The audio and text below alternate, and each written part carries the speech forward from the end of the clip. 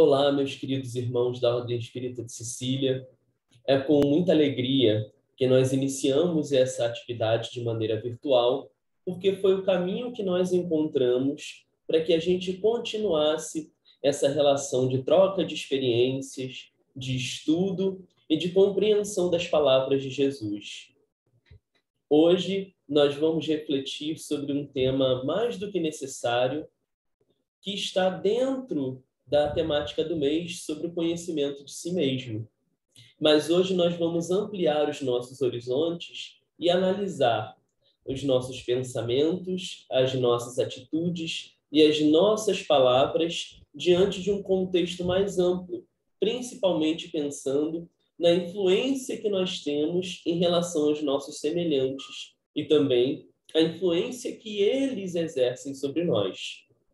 Para iniciar o nosso estudo da tarde e noite de hoje, nós vamos fazer a leitura de uma página do livro Viajor, psicografada por Chico Xavier, e um livro ditado por Emmanuel. O trecho se chama Caminhemos Amando. Descerrarás novos horizontes da eminência a que chegaste, na grande peregrinação para os cimos do conhecimento, mas a fim de que a verdade de tua experiência frutifique em talentos de paz e progresso, a benefícios daqueles que te seguem na retaguarda, não prescindirás do amor que sabe penetrar os enigmas do caminho, de modo a resolvê-los com segurança.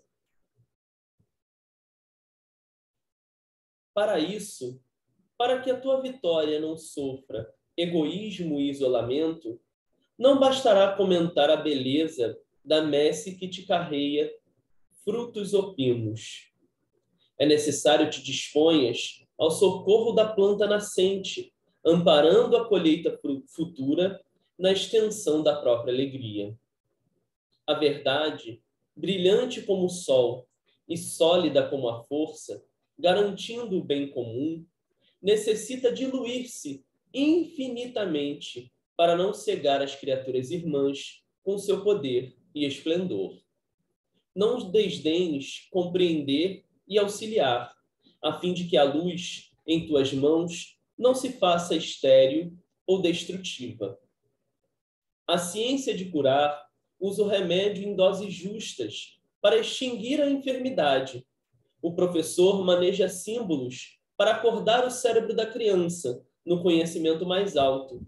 E o artista golpeia o mármore com cuidado e carinho dele, arrancando a revelação da obra-prima. Guarda a lâmpada viva da verdade e ilumina com ela a trilha que te assegurará a desejada ascensão. Mas lembra-te de que Jesus desceu para auxiliar e servir, sem contaminar-se com as nossas sombras, afastando-nos da treva para o campo ilimitado da luz.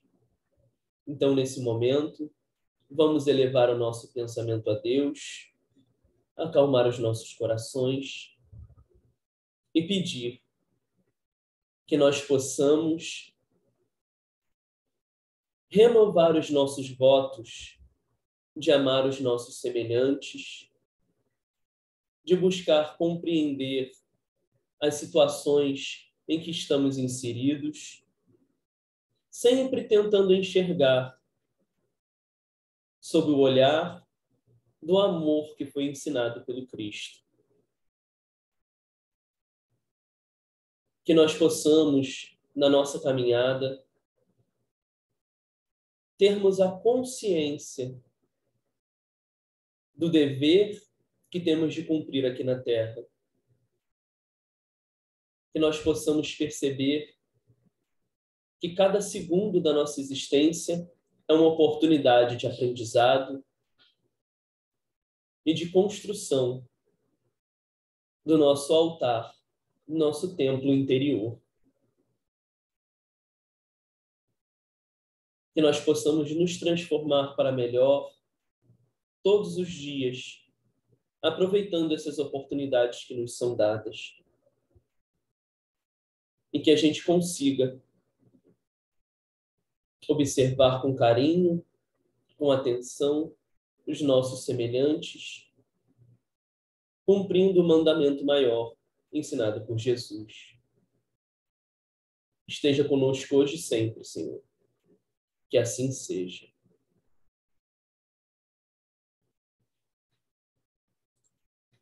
O estudo da noite de hoje está baseado em uma página do livro Fonte Viva, também psicografado por Chico Xavier e ditado por Emmanuel.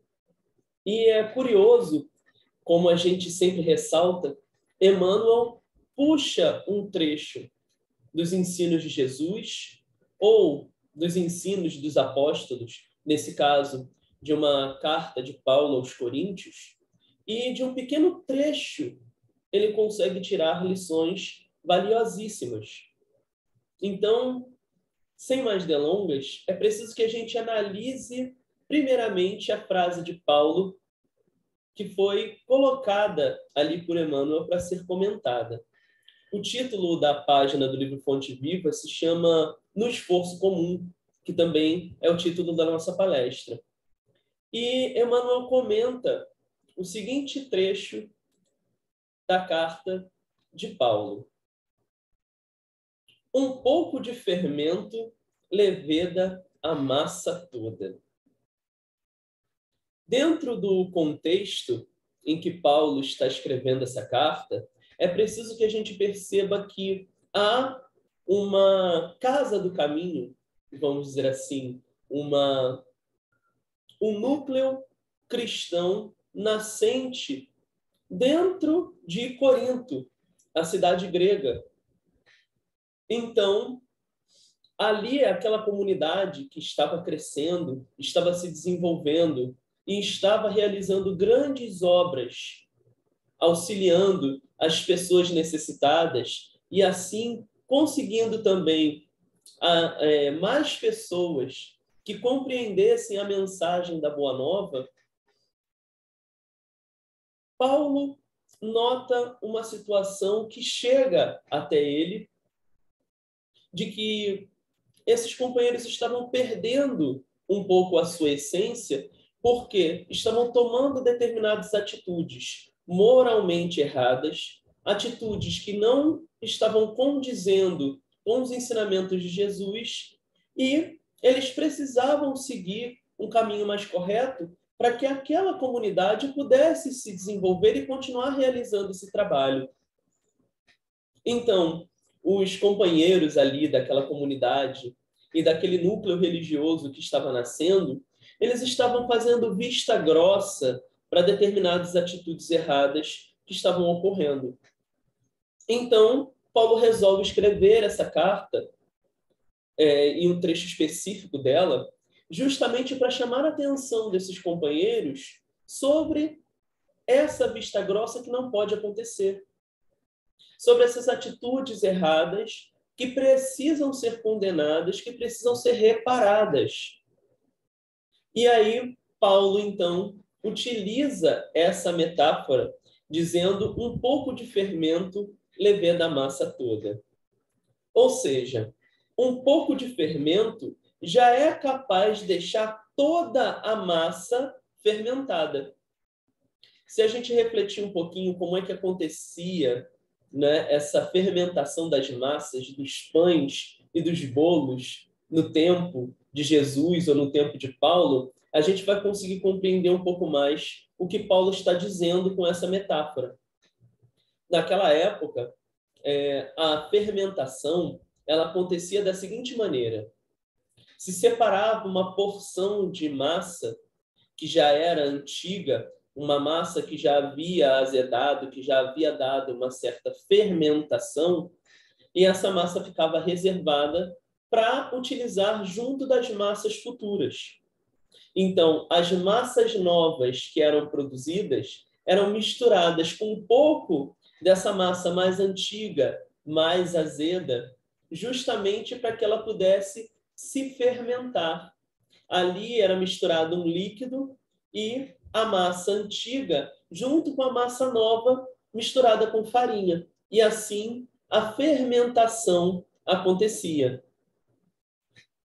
Quando Paulo usa, então, essa metáfora, ele está querendo dizer que aquela massa antiga, velha, aquela que é usada como fermento, ela é uma massa justamente que está azedada pelos velhos costumes, por aqueles erros e enganos que já estão arraigados naquela comunidade antes mesmo do surgimento do núcleo cristão.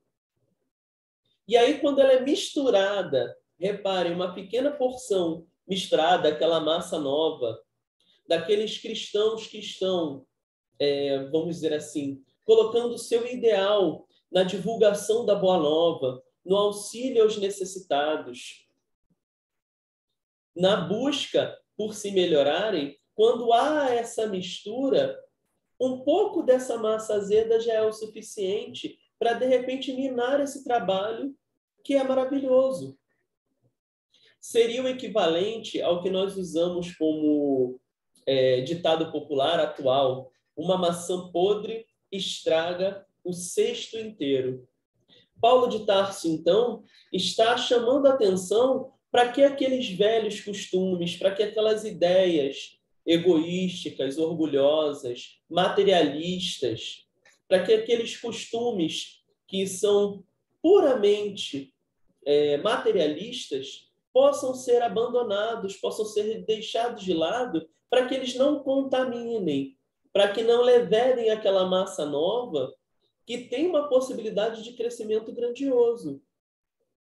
Então, é preciso que se tome determinado cuidado para que a gente perceba que as nossas atitudes, os nossos enganos, os nossos erros que nós cometemos influenciam uma comunidade inteira, influenciam as pessoas com as quais nós convivemos. Portanto, o que Paulo de Tarso e Emmanuel também, ao comentar esse trecho de Paulo na sua mensagem, estão fazendo é nos convidar para que nós nos avaliemos rotineiramente, para que a gente avalie as nossas atitudes, os nossos pensamentos, as nossas palavras, as nossas falas, para que a gente consiga perceber se nós estamos influenciando positivamente as pessoas ao nosso redor ou não. Nós temos determinadas características que nós vamos adquirindo ao longo do tempo no convívio com as pessoas. E essas atitudes, essas falas, elas acabam por se cristalizar na nossa personalidade. Então, certas manias, certos trejeitos, certas coisas que fazem mal a nós e fazem mal aos nossos semelhantes, precisam ser reavaliadas. Porque nós, muitas vezes, insistimos e repetimos os nossos erros e os nossos enganos. E isso causa sérios problemas no trato com os nossos semelhantes. Só para citar um exemplo, a gente tem uma das mais clássicas atitudes que são negativas dentro de uma comunidade, ou dentro de um núcleo religioso, dentro de um grupo de trabalho, que é a da fofoca. Ao estarmos inseridos em um grupo que gosta de falar mal da vida alheia, a gente inicialmente pode ficar até um pouquinho constrangido diante de uma situação como essa. Mas se a gente for cada vez mais instigado a participar, e se nós nos deixamos influenciar, daqui a pouco nós estamos instalando a nossa língua como um chicote. É muito fácil julgar e condenar as outras pessoas. E aí, se a gente se deixa influenciar por aquele grupo que instiga a fofoca, nós acabamos virando comentaristas, uma espécie de Galvão Bueno, não da narração do futebol, mas da vida alheia, dos nossos familiares, dos nossos vizinhos. E com isso a gente vai criando um mal-estar, a gente vai liberando uma energia que não é benéfica para ninguém. E, obviamente, a gente acaba influenciando outras pessoas também a agir da mesma forma. Reparem como essa pequena atitude da fofoca, ela pode causar um problema sério, porque nós vamos acabar realizando rixas, acabar causando problemas com as pessoas que são alvo das nossas palavras.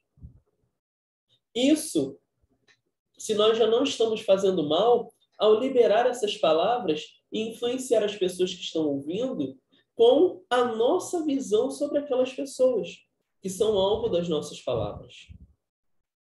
Então, é preciso que a gente reflita muito bem e perceba que nós estamos dentro de um contexto mais amplo. Nós vivemos em sociedade e toda atitude que nós temos influencia as pessoas à nossa volta, principalmente aquelas que fazem parte do nosso círculo íntimo. E isso vai se expandindo e se desenvolvendo como uma corrente. Emmanuel começa justamente chamando atenção para isso. Ele diz o seguinte: não nos esqueçamos de que nossos pensamentos, palavras, atitudes e ações constituem moldes mentais para os que nos acompanham. É interessante você pensar nessa ideia de molde mental, né? Porque realmente a nossa mente ela é moldada conforme nós vamos convivendo, aprendendo e nos desenvolvendo. Então, o que nós pensamos também influencia as pessoas ao nosso redor. E, obviamente, se o nosso pensamento é fixo, se ele se fixa na nossa mente e vem constantemente no nosso cotidiano, nós acabamos também tomando determinadas atitudes que são relacionadas a esse pensamento. Pensamento é poder. Tem um estudo recente que foi feito em Harvard, nos Estados Unidos, sobre as reações às vacinas da Covid-19. Essas vacinas que vão nos ajudar a nos proteger dessa doença tão nociva. Pois bem, esse estudo chegou à seguinte conclusão, de que apesar das vacinas terem realmente reações adversas, né? Ou seja, nós tomamos a vacina e nós sofremos, o nosso organismo sofre algum tipo de reação, mas, na verdade, essas reações se dão em um contexto muito específico. 76% de todas as pessoas que têm reação à vacina são pessoas que tiveram reações psicológicas. Ou seja, elas pensaram que iam ter reação à vacina e tiveram realmente. Não porque a vacina causou essa reação, mas sim porque o pensamento influenciou no organismo dessas pessoas. As outras, obviamente, né, os 20 e poucos restantes, tiveram realmente reações que foram causadas pela própria vacina.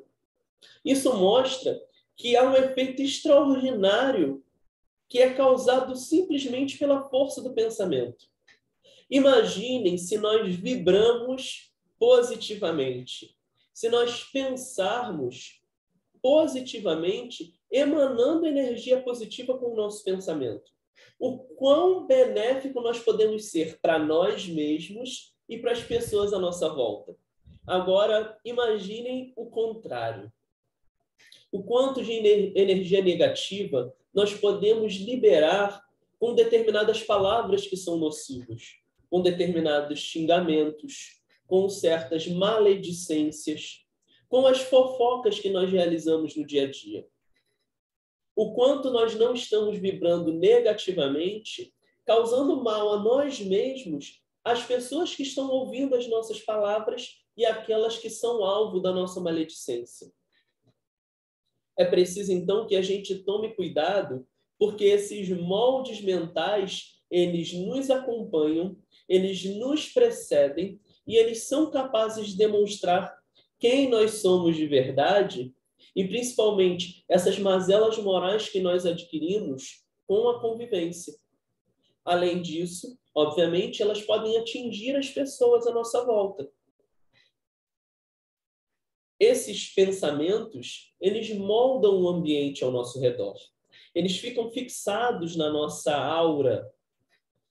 E eles são capazes de atrair espíritos, pessoas que já desencarnaram, mas que pensam de maneira similar a nós.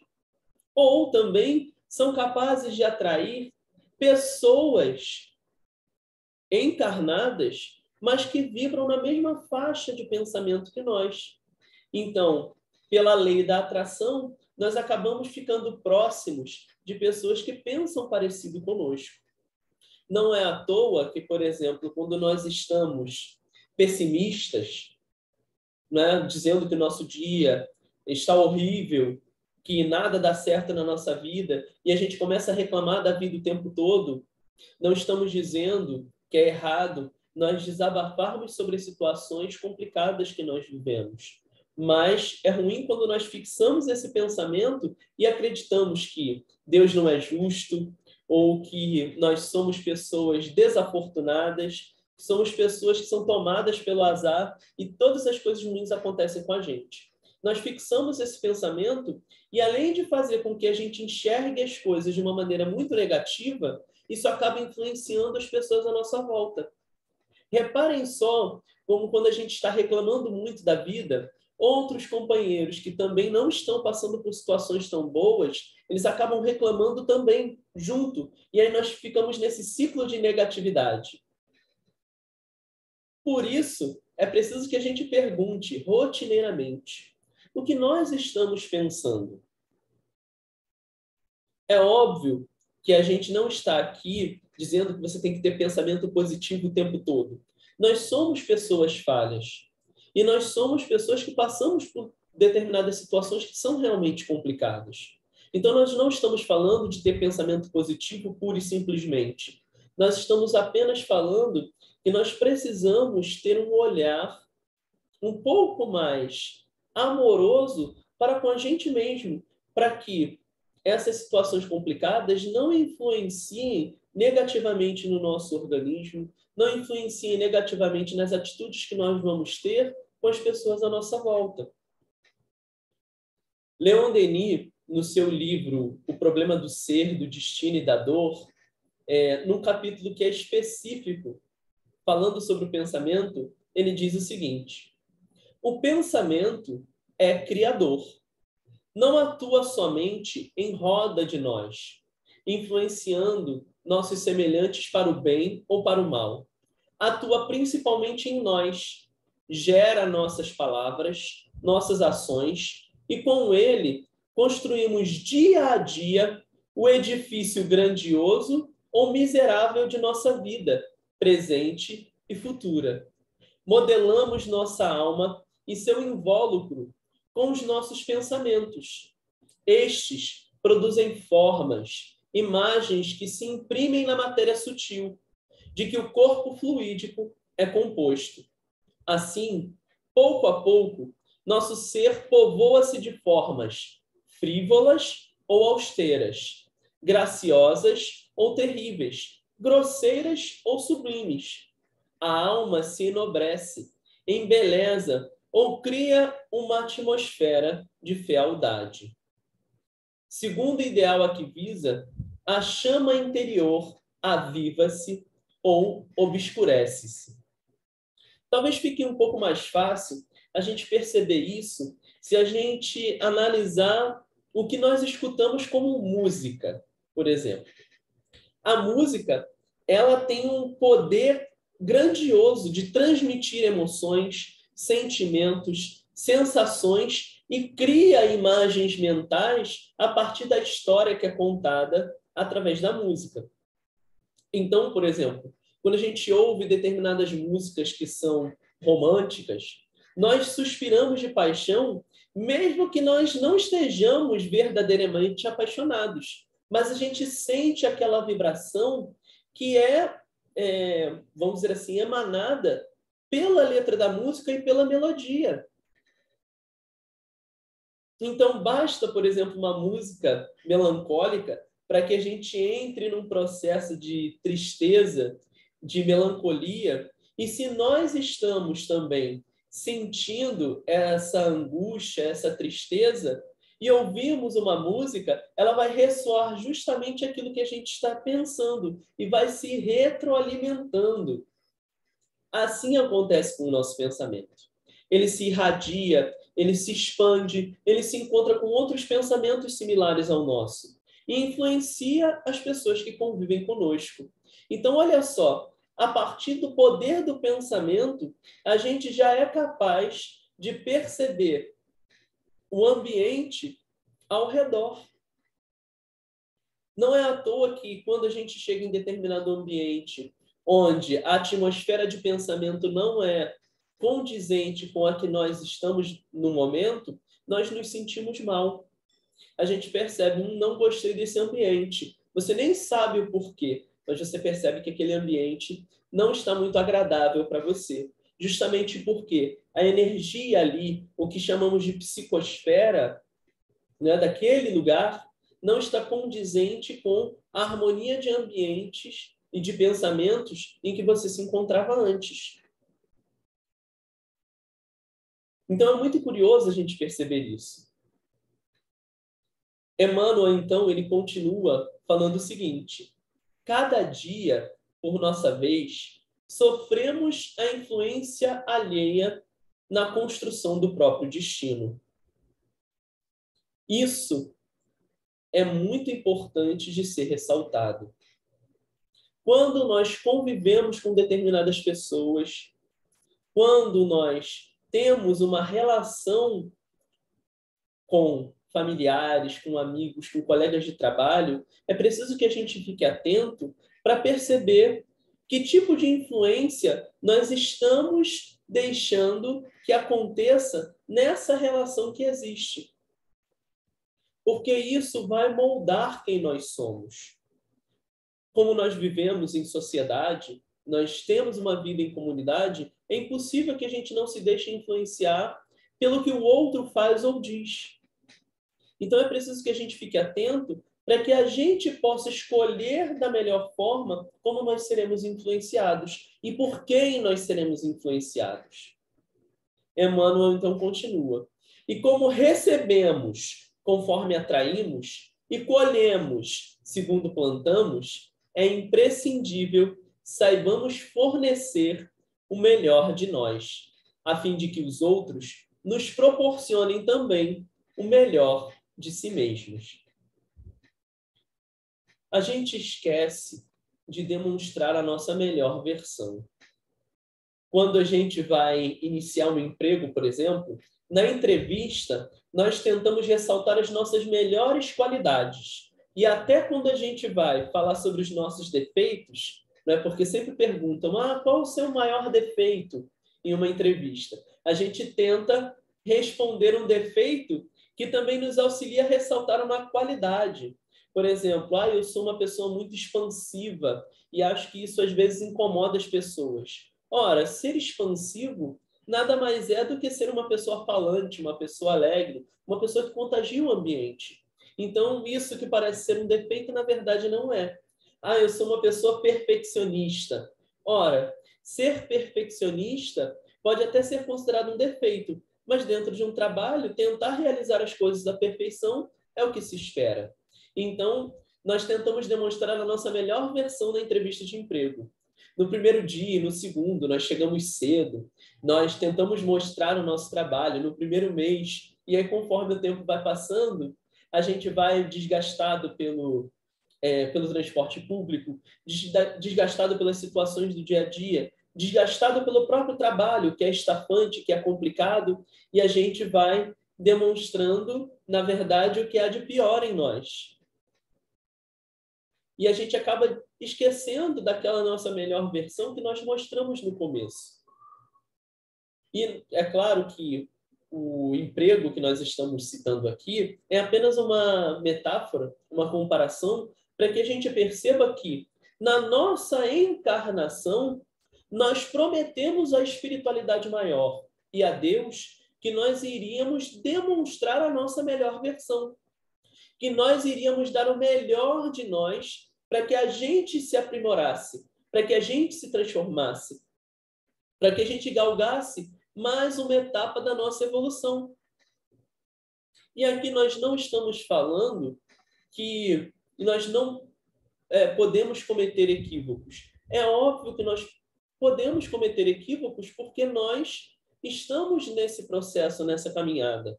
O que nós não podemos é deixar que o nosso homem velho, que é aquela massa antiga e azeda, apareça. Deixar que aquela massa antiga nos influencie e acabe fazendo com que a gente mostre, na verdade, as mazelas morais que nós carregamos de encarnações passadas, ou mesmo dessa encarnação e que nós deixamos falar mais alto. É preciso que nós demonstremos as nossas potencialidades, aquilo que nós já desenvolvemos, aquilo que nós já somos capazes de praticar e aquilo que nós estamos buscando desenvolver nessa existência. Aqui não se trata de agir com falsidade e de parecer ser uma pessoa boazinha. Não, nós estamos falando de realmente demonstrar aquelas qualidades que nós já construímos, muito mais do que os nossos defeitos. Isso vai fazer com que no trato com as pessoas, elas também busquem demonstrar aquilo que há de melhor dentro delas. Vai fazer com que elas se sintam mais calmas e mais seguras e, principalmente, com que elas tentem trazer aquilo que há de melhor ao conviver conosco. Eu lembro de uma situação que um palestrante chamado Júlio Furtado contou certa vez em uma palestra.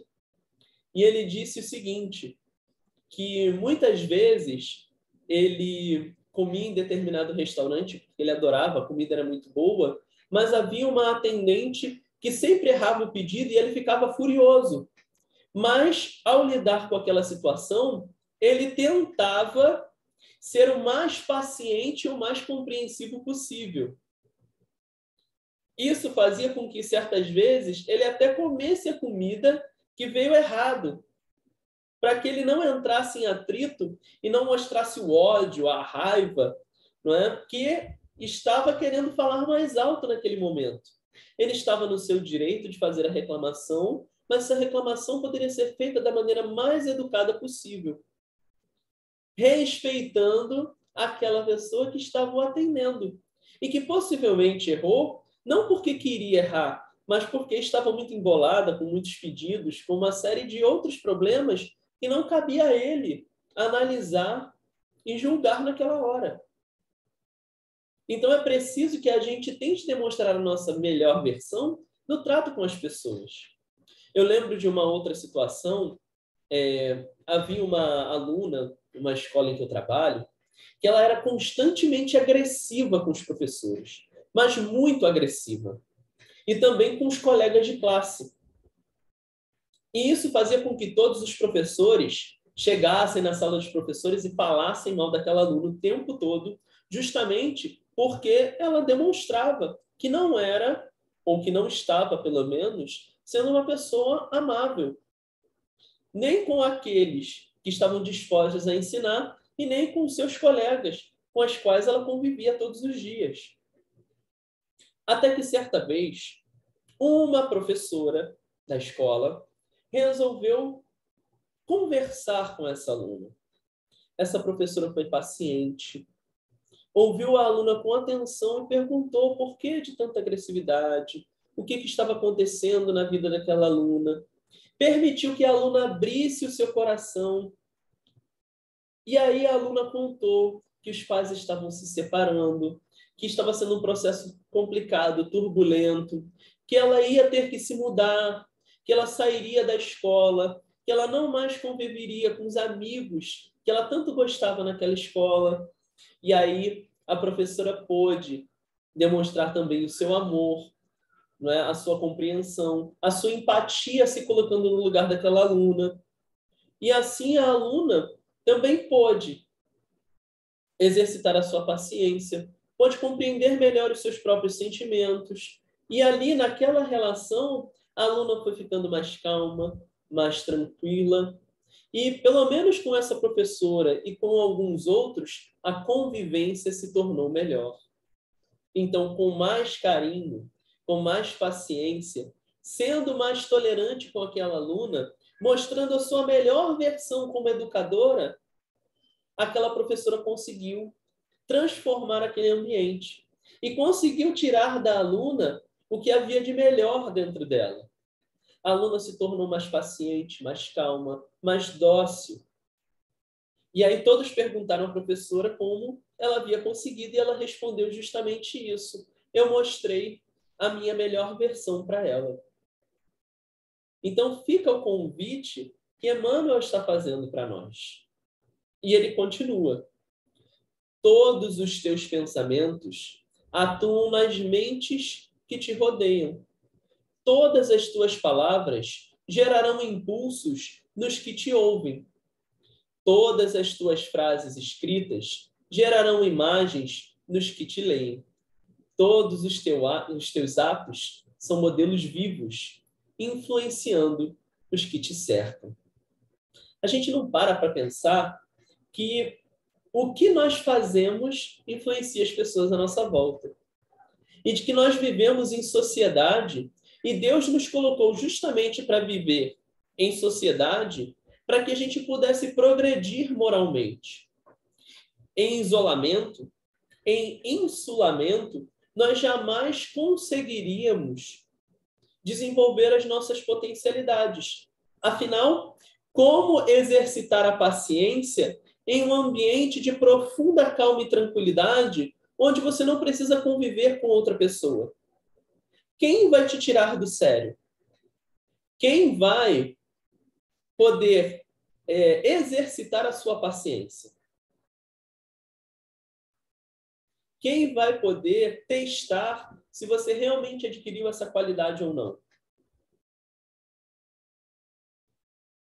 Então é preciso que a gente perceba que nós vivemos em sociedade com um objetivo de nos desenvolvermos, de fazer com que a nossa massa cresça em potencial para o bem. E a gente precisa aprender a notar que os pequenos gestos do cotidiano, eles influenciam na vida das pessoas à nossa volta. Não é à toa que, na questão 768 do Livro dos Espíritos, a espiritualidade maior responde justamente isso. O homem tem de progredir. Insulado, ou seja, isolado, não lhe é isso possível, por não dispor de todas as faculdades. É-lhe necessário o contato com os outros homens. No insulamento, ele se embrutece e estiola. Homem nenhum, no comentário de Kardec, ele diz o seguinte: homem nenhum possui faculdades completas. Mediante a união social, é que elas umas às outras se completam, para lhe assegurarem o bem-estar e o progresso. Por isso é que precisamos uns dos outros. Os homens foram feitos para viver em sociedade e não insulados. Então, em respeito a essa vida em sociedade, é que a gente precisa refletir sobre as nossas atitudes, os nossos pensamentos e as nossas palavras. Porque são modelos vivos que influenciam as pessoas à nossa volta. Se a gente parar para pensar agora no que estamos vivendo, é fácil perceber isso. Olha a questão envolvendo a vacinação contra a Covid. Existe um pacto social em relação à vacina. Ao me vacinar, eu estou me protegendo e protegendo as pessoas à minha volta. Por quê? Com a vacina, ao adquirir essa doença, eu posso ter sintomas mais leves ou praticamente sintoma nenhum. E isso vai fazer com que outras pessoas que também estão vacinadas não sofram tanto ao terem essa doença. Isso vai fazer com que os leitos nos hospitais não sejam abarrotados, fazendo com que muitas pessoas não consigam tratamento adequado ao terem os sintomas mais graves da doença. Isso é um pacto social. E isso acontece não só com vacina, mas ao evitar aglomerações, principalmente em espaços fechados, ao utilizar o álcool em gel, ao utilizar a máscara para que não haja transmissão do vírus. Isso tudo mostra que a nossa vida influencia na vida das outras pessoas. Então, diante desse pacto social para a vacina, se a gente levar isso a um nível maior, principalmente levando em consideração todos os pequenos gestos que nós realizamos no nosso cotidiano, a gente vai conseguir compreender. Nós temos uma influência muito grande, por exemplo, sobre os nossos filhos.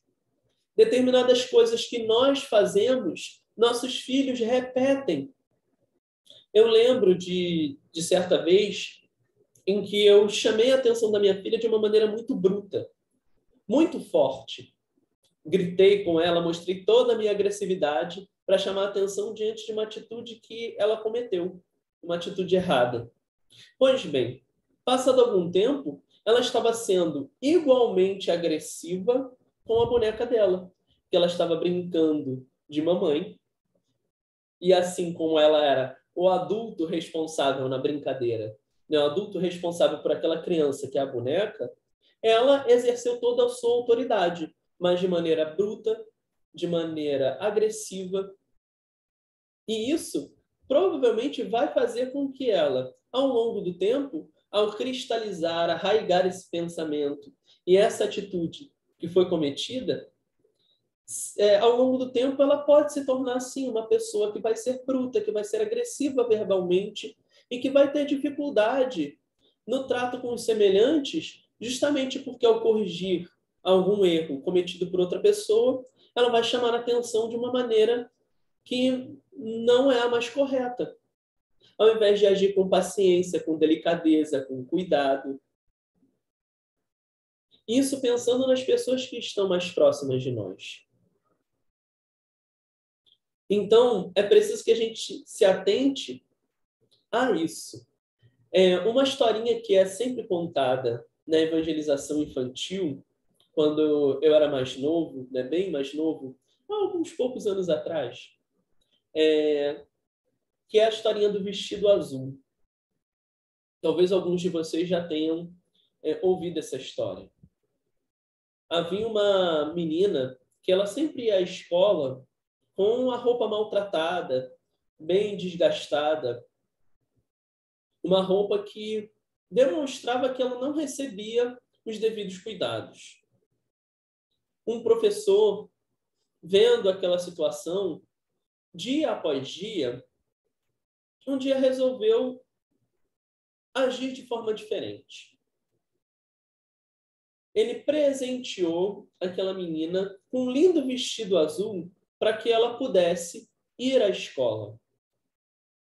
E assim, ela poderia recuperar um pouco da sua autoestima ao usar aquele vestido.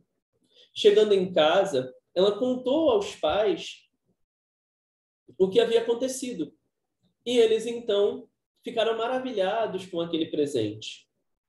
No dia seguinte, ao enviar a filha para a escola, eles tomaram o devido cuidado para que o cabelo daquela menina ficasse condizente com a beleza do vestido. Para que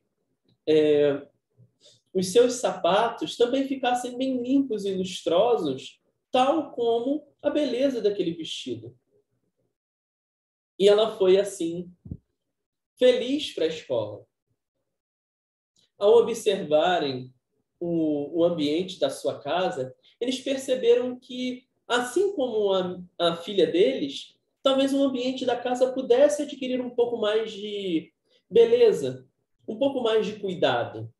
E assim eles passaram a cuidar da casa, pintando a casa, né? Colocando ali determinadas decorações que fizessem com que a casa ficasse mais vistosa e assim o ambiente ficasse mais agradável, não só para quem morava, mas também para as visitas. Os vizinhos, vendo aquela situação, perceberam então que a casa deles também precisava de determinados cuidados. E assim, eles passaram a fazer pequenas reformas nas suas casas, a também pintar a casa, para fazer com que ficasse tão bela e tão vistosa quanto a casa do vizinho deles. E assim, conforme o tempo foi passando, o bairro foi ficando mais agradável, foi ficando mais belo e muito mais cuidado, com as pessoas tendo uma responsabilidade maior sobre as coisas que eram do coletivo. Então, vejam como uma pequena atitude de um professor modificou um ambiente inteiro. É claro que isso é uma metáfora, mas ajuda a gente a entender o poder que nós temos em mãos a partir daquilo que nós realizamos.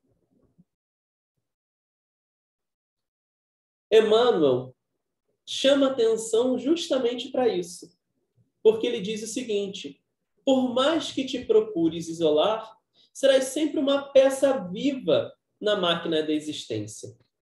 As rodas que pousam no chão garantem o conforto e a segurança do carro. Somos uma equipe de trabalhadores, agindo em perfeita interdependência. É interessante como Emmanuel nos coloca como uma equipe de trabalhadores. Por quê? Nós não percebemos que a nossa existência tem um propósito. Que Deus, na sua infinita bondade e misericórdia, nos deu a possibilidade de reencarnar para que a gente se aprimore e para que a gente trabalhe pelo bem dos nossos semelhantes. Nós somos coparticipantes da obra da criação. Isso significa que Deus cria o tempo todo, que Deus nos auxilia o tempo todo, que Deus faz com que a sua infinita justiça, bondade e misericórdia se faça presente de um extremo a outro do universo. Mas isso também significa que Deus não vai descer do cosmo infinito e vai aparecer para nós para resolver as problemáticas. Nós, sendo obras da criação, sendo partícipes dessa criação, é que nós vamos nos deixar sermos instrumentos do bem. Então, como equipe de trabalhadores, nós vamos agir em benefício de nós mesmos e dos nossos semelhantes. É por isso que nós precisamos enxergar as coisas num sentido muito mais amplo.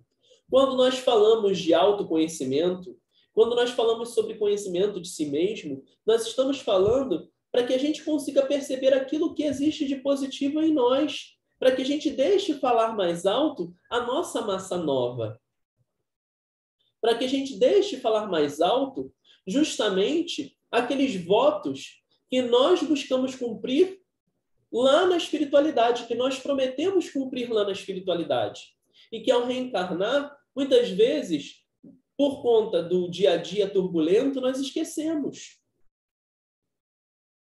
É preciso que a gente haja como equipe de trabalhadores do Cristo, dispostos a ressoar o amor de Deus. Então, da qualidade do nosso esforço, nasce o êxito ou surge o fracasso do conjunto. Muitas vezes nós reclamamos que o nosso planeta está muito complicado, que todas as situações são terríveis, que esse mundo é um mundo onde o mal fala mais alto. O mal fala mais alto porque nós deixamos ele falar mais alto dentro de nós. Porque, ao perceber o fracasso do conjunto, isso é também uma parte do fracasso individual, porque eu deixei que aquela massa azeda falasse mais alto. Nossa vida, em qualquer setor de luta, é uma grande oficina de moldagem. Escravizar-nos-emos ao cativeiro da sombra, ou libertar-nos-emos para a glória da luz, de conformidade com os moldes vivos que as nossas diretrizes e ações estabelecem. Ou seja, nós somos escravos dos nossos pensamentos e dos nossos atos. São eles que vão demonstrar quem nós somos. São eles que vão demonstrar as companhias que nós teremos. São eles que vão demonstrar o nosso destino ao desencarnarmos. E qual vai ser a nossa próxima encarnação? Lembremos-nos da retidão e da nobreza nos mais obscuros gestos. Então é preciso que nos gestos mais ínfimos, nos menores gestos, a gente busque ressoar o bem. Que a gente não deixe o nosso orgulho falar mais alto. Se alguém nos ofende, que a gente busque refletir se aquelas palavras realmente fazem parte da nossa personalidade. Me chamou de orgulhoso, me chamou de egoísta, me chamou de pessoa perversa. Eu sou isso. Se sim, eu preciso me melhorar. Se não, então eu posso me calar e deixar que aquele companheiro se perca nos seus próprios problemas, na própria lama de pensamentos deletérios e de palavras horríveis que ele próprio está proferindo. Que ao tratar com os nossos colegas de trabalho, com as pessoas que a gente encontra na condução, com as pessoas na fila do banco, do supermercado, que a gente mostre mesmo o que há de melhor dentro de nós. Porque essa é a proposta que Jesus veio trazer. Amar ao próximo como a si mesmo. Recordemos, como diz Emmanuel, a lição do Evangelho. Um pouco de fermento leveda a massa toda. Façamos do próprio caminho abençoado manancial de trabalho e fraternidade, auxílio e esperança, a fim de que o nosso hoje laborioso se converta para nós em divino amanhã. Então, esse é o convite que Paulo de Tarso, que Jesus, que Emmanuel estão fazendo para nós. Que a gente perceba que a nossa encarnação toda precisa ser voltada para o bem de nós mesmos e dos nossos semelhantes.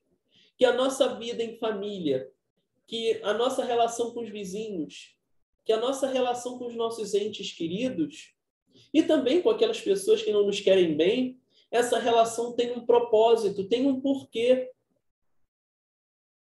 E que não posso mais perder tempo. Eu preciso enxergar a mim mesmo como o ser espiritual que eu sou. Como aquele ser que já cometeu inúmeros equívocos em encarnações passadas. E que já não pode mais perder tempo nessa existência. Que comecemos hoje a refletir sobre o que nós estamos pensando, sentindo e fazendo. Para que só assim a gente consiga se melhorar. Para que a gente consiga galgar aos pouquinhos essas etapas de evolução. Assim a gente vai alcançar aquela verdadeira felicidade que é tão sonhada. E é claro, a gente precisa auxiliar as pessoas à nossa volta a também alcançar essa felicidade. E para isso, a gente só vai conseguir educar as outras pessoas através do exemplo. Jesus nunca repreendeu alguém de maneira contundente ou de maneira a ferir as pessoas. Pelo contrário, ele sempre agiu com paciência, com mansuetude, com autoridade moral. Nunca com maledicência, nunca com a palavra perversa. Que possamos seguir o exemplo do nosso irmão maior. Esse é o convite para que nós possamos fazer em 2022 um ano completamente diferente dos anos anteriores. Para que a gente consiga, finalmente, se libertar daquela massa velha, daquela massa antiga que já é azeda. E que a gente consiga fazer com que a nossa comunidade, com que a nossa sociedade vá se transformando a partir daquilo que nós vamos transformando dentro de nós. Então, que Jesus nos abençoe e nos auxilie nesse processo, porque sabemos que é um processo longo, sabemos que é um processo complicado, mas é preciso que a gente faça ele rotineiramente, para que ele seja realmente um exercício automático, para que a partir do momento em que eu tome determinada atitude negativa, eu possa igualmente reparar aquele erro e tomar uma atitude positiva em seguida, uma atitude diferente. Assim eu vou conseguir fazer um dia diferente, um mês diferente, um ano diferente. E tal qual a menina do vestido azul, a gente vai conseguir influenciar a nossa comunidade de maneira positiva, porque a gente vai conseguir ressoar o bem que emana do nosso Pai. Então, que a espiritualidade maior, que Jesus e Deus nos abençoem e nos auxiliem nessa caminhada. Vamos então respirar bem fundo, elevar o nosso pensamento a Deus, acalmar os nossos corações e dizer assim: Deus, nosso Pai de infinita bondade e misericórdia, agradecemos, Senhor, por conhecermos os ensinamentos de Jesus e a sua proposta de alcançar a felicidade e o reino dos céus que existe dentro de nós. Que nós possamos perdoar as pessoas à nossa volta, que nós possamos nos calar quando a palavra que fere vier à nossa mente, que nós possamos utilizar a prece e o pensamento positivo e que nós não nos deixemos influenciar pelas situações negativas, pelas pessoas negativas, para que assim a gente consiga estabelecer a nossa melhor versão. Que possamos perseverar no trabalho do bem e que consigamos manter o pensamento firme na esperança e na fé do futuro. Obrigado por tudo, Senhor. Que assim seja.